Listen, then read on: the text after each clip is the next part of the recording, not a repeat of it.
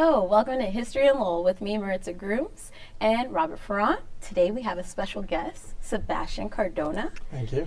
Thank you for joining us today. So we've been talking about immigration history from the 19th century? Yep, Right? Yeah. you got it. Wow, that's like... History major. See? Yeah, I'm yeah. going to turn you yet.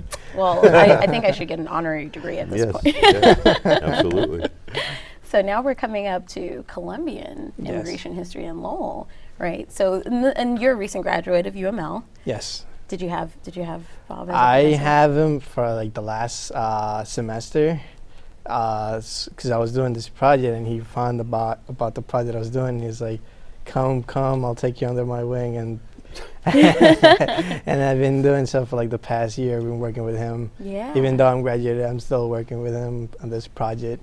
Because you just couldn't get Yeah, enough, no, right? Yeah. There's so much history that you uncover each day, so it's very... It's like a puzzle, It right? is. So why don't you tell us a little bit more about what you've been working on, your research? So I started last year as I needed something to do for the fall for a project, and then someone at the park at the National Historical Park here at Lowell was doing this project, and she was like, "I'm gonna be leaving, but do you wanna take it over?"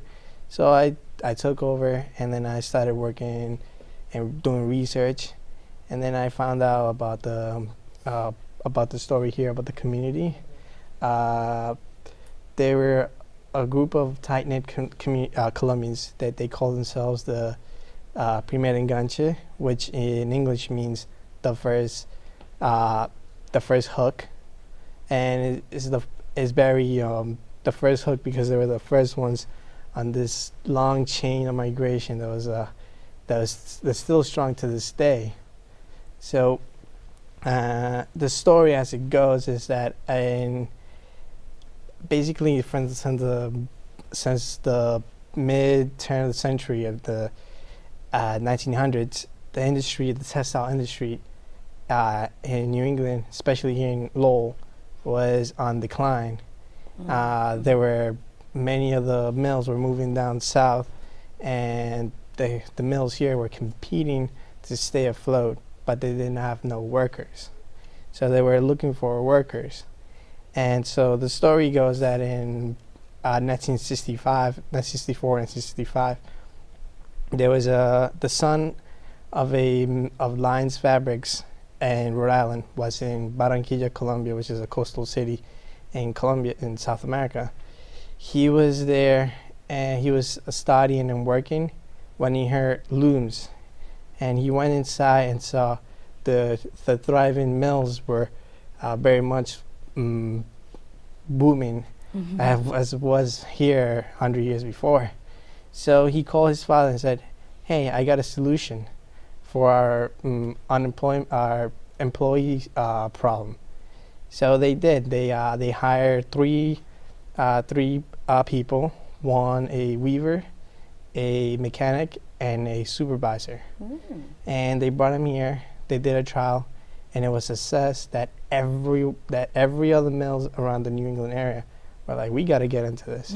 So they started actively recruiting workers down in Colombia, and they found skillful workers and an abundance of people that wanted to come here.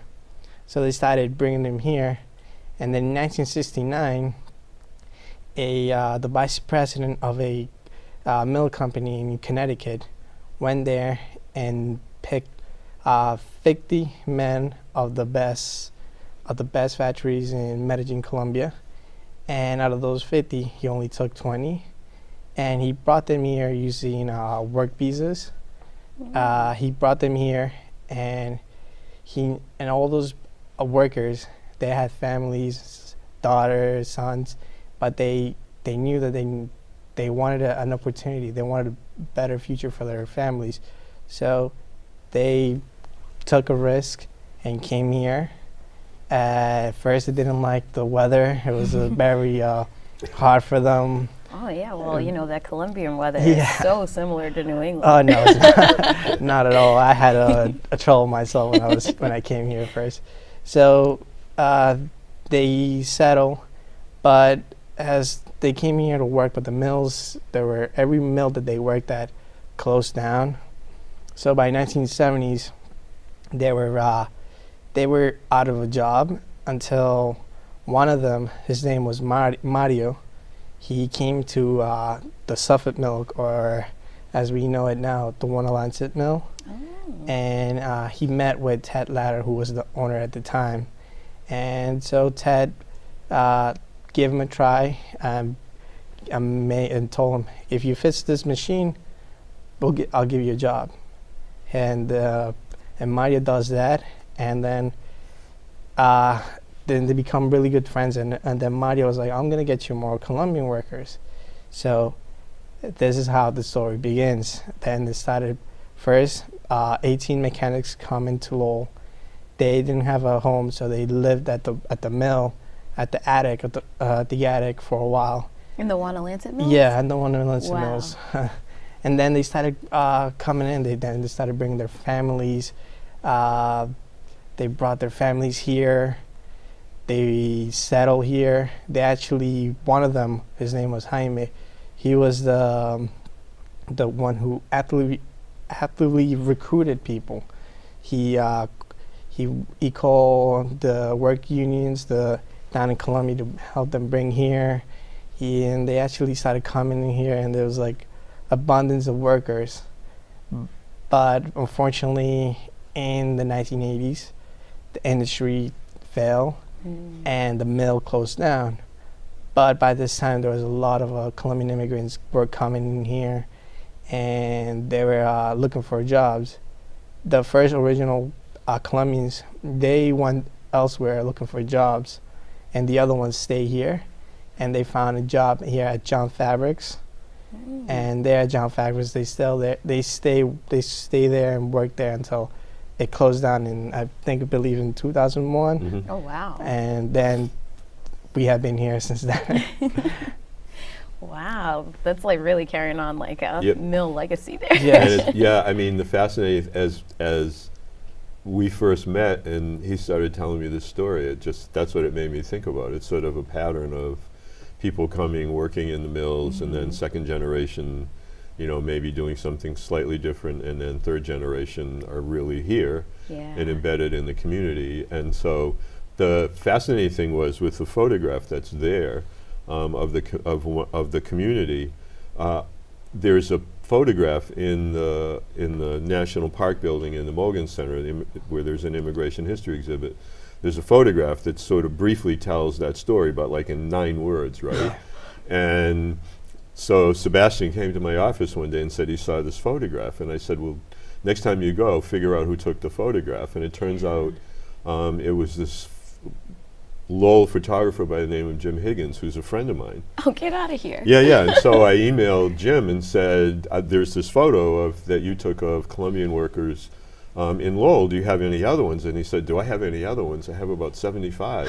And he had taken pictures of the families, their kids, sort of like this whole array of photos as people were coming in.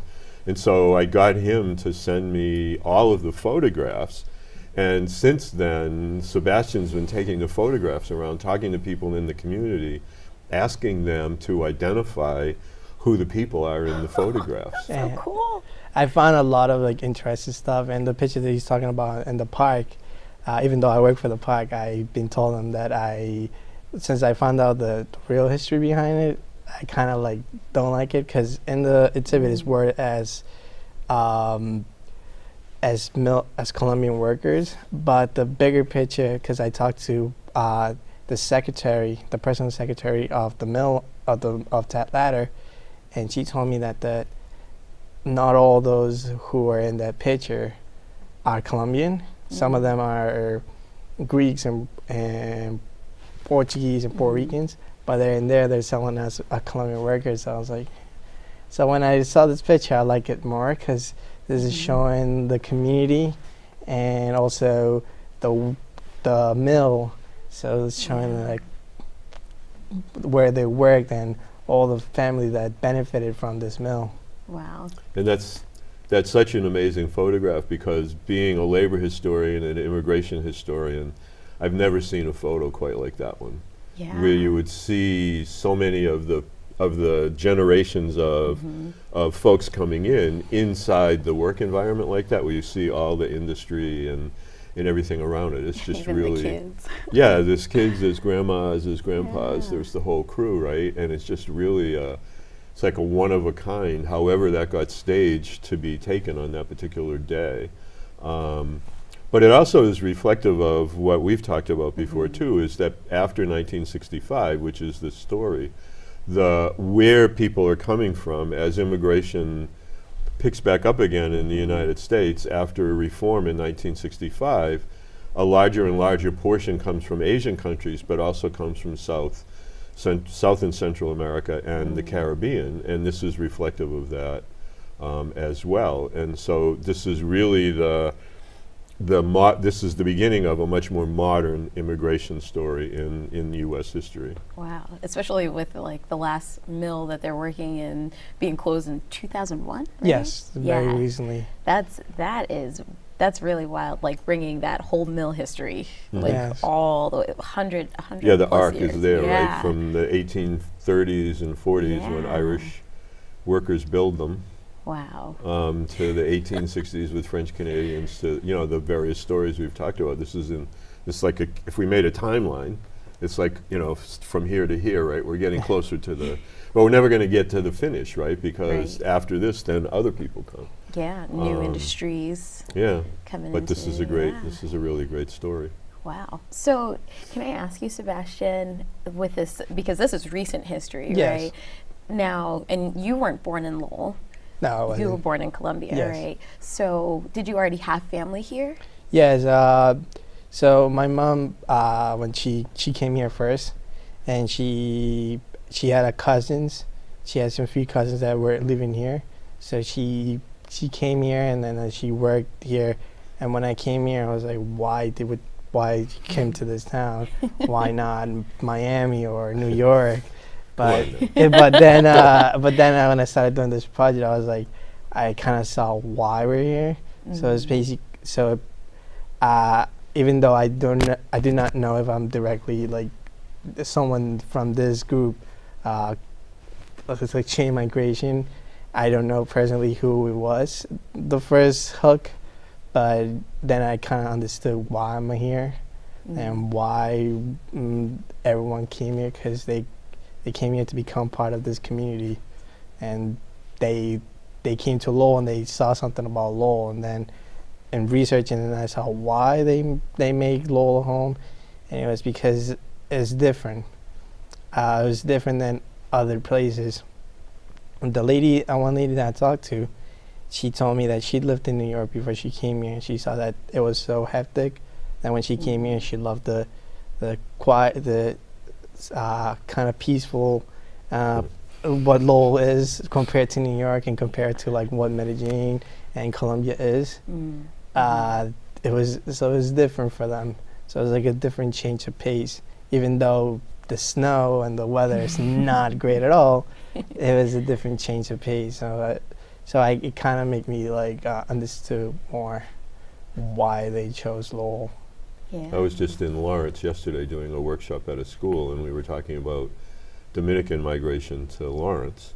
And it was the same in a way, in that a lot of people that ended up in Lawrence from the Dominican community had come from the Dominican Republic to the Bronx or some other part of New York City, and then came to Lawrence and thought of Lawrence as quiet and peaceful, and the potential existed for more economic opportunity because it was a bit cheaper to buy like a 2-family house or whatever and start a family than it ever would be in New York. And I always find it funny when people say, well, they came to, because the outsider in around here stereotype of both cities is these are crazy places where you have to be, I still have friends who say, why do you live in Lowell? And when you hear people talk about they came here because they found it more relaxing and peaceful or whatever, it's sort of like, okay. And to join this community. But it makes sense. Yeah. Yeah, it really does. sense. And when you come, you make this place your home. Yeah. And then there's generations like you who come and you do the research. Yeah. And I think more people should do the research because Yes. then they would appreciate Lowell a little I bit. am Yes. open for business if anybody else out there wants their community research. Yeah. So when you started doing the work, I know one of the things we talked about is trying to figure out where people lived Yes. in the city. So can you talk a little bit about what you've been able to find so far? So basically, what I found out is that the first ones they didn't have a home, so they lived in the TED gave them temporary housing at the attic of the mill, and there when they found a home, they basically moved to the neighborhood of what it is, Little Canada. They moved to that neighborhood, and by this time, Little Canada was being renovated and changed. Well, And yeah, because that's right after a whole Yeah. bunch Urban of renewal, streets So- were bulldozed and burned. So what I found out is that at one time they lived at one of the Moody projects, what it is now, Moody projects, and they lived in one apartment, lived up to 5 people in one apartment, and then when they got their families over, they started trying to find apartments around the city, and there is one that I found pretty amazing. Is because there's a building that is still there. I do not know the specific direction, but at the first floor there used to be a bar. They used to call it Mike's Bar because the actual, that's not the actual name, but because the owner was named Mike, they call it Mike's Bar. But on the top floors there was an apartment complex, and so they moved there, and there were so many Colombian families there that they call it the Colombian Embassy. So jokingly, because there was so many Colombians there, so they say this is the Colombian Embassy. and there they live, and they actually got together. They celebrated Christmas. They celebrated everyone's birthday there. They were really tight knit. And when their families came, when they started more families coming in, they couldn't live there anymore, so they started moving around other parts of the city, some to Centerville, some to the Pawtuckaville area, and some of them in the downtown area, like Back Central and all that stuff area. But they don't have a specific neighborhood like many others. Like the Cambodians have their neighborhood, and the Portuguese got their neighborhoods. It's not like that. They're basically spread around the city, mostly around the downtown area. Wow, but they still. Yeah, they Yeah, still. I mean, again, sort of the fascinating tale, right, of going back through all the shows that we've done over the year, ending up in, the acre, right, which gets its name from Irish immigration, acre and half acre, back in the 1840s, and it is the gateway, in a way, to the city for most every immigrant group, big or small, as they begin to come into the city, right? And then, again, the dispersion, in a way, is similar because, like, second-generation Irish, French Canadians, Pawtuckaville, Centerville, right? I mean, the neighborhood I live in, Lowell, in Centerville on Christian Hill, was, as it built up in the late 19th, early 20th century, was the second generation of French Canadian, Irish, and others. And, so it does, the fascinating thing for me as a historian is just to see how, even though it's never exactly the same because each group has its particularities, but there's a certain rhythm to the process, right? And here you are, part of that, like third generation in a way, if you think of your mom as second, and you've gone to the university and graduated, which is very typical, right? I mean, there's a large, you know better than me, but there's a large population of students who sort of have that same narrative that you do. And becoming a part of the fabric of Lowell, being in the Lowell National Historical Park. So I liked when I started doing research, I found similar histories, like how we said the first generations, first and second worked the mills, and the third went to do something else. It's the same thing happened here. The first one being the mechanics and the weavers. They got the firstborn sons and firstborn to work with them in the mills, while the other younger kids, they were allowed to go to college and go to school, because they wanted they wanted some to help support, but the others wanted to basically get that American dream aspect. And it's just like, and then when I saw that, it's like, it's like how he said, like the different generations, basically, it kind of repeats itself. Yeah. Each immigrants, they come here and they kind of basically do this. It's a pattern of changing from one thing to the other. That is just it's so Yep. cool. Like, I'm just like thinking about all of the stories that we've heard so far, and like you said, like that firstborn kid, or like your kids that come with you who are older, working with you to support the family, and having the younger kids being able to go to school. That's that. I mean, we've talked about that before. You're better off being the fourth kid yeah. than the first, because by then economic success and some stability might make it possible. Even back in the early 20th century with French Canadians, that might mean you went to high school. Right. And then you might work in the mill, but you might have a more skilled job in the mill because you had a high school education. You could do math, you could do other things that might be required for a job that paid better, right? And yeah, I mean, again, sort of when we think about now in the debate about immigration and sort of the harsh words that get spoken sometimes about immigrants as, you know, somehow people who just come here and don't work or whatever, then you hear these stories and you see the photograph. And you say, wait, no. I mean, in every group there's a couple of people that are going to, you know, probably aren't the best advertisement for that group, right? But they don't represent the group. What represents the group is the story Sebastian's telling and the photograph that we're looking at of, you know, who comes, why they come, how they settle in. The other fascinating thing for me is that as we did more of this work and he read more and researched more and started telling me more, the coincidence of a lot of the machinery that had been in the mills in Lowell ending up in Medellin. And so a lot of the workers that then came up here sort of were connected that way, that they had been working on machinery in Medellin that was the same machinery that somebody who's watching this program now, their grandfather or great-grandfather might have worked on in the Suffolk mill back in 1920. And it just, you know, then I start thinking, okay, I need to write a play or something. Yes, sort of have the ghost in the machine or something like that, and have people like loom out of the machine and tell their story. That would be so exciting. Yeah, well, you can write it together? Well, yeah, and then we can make it like a Broadway musical like Hamilton, right?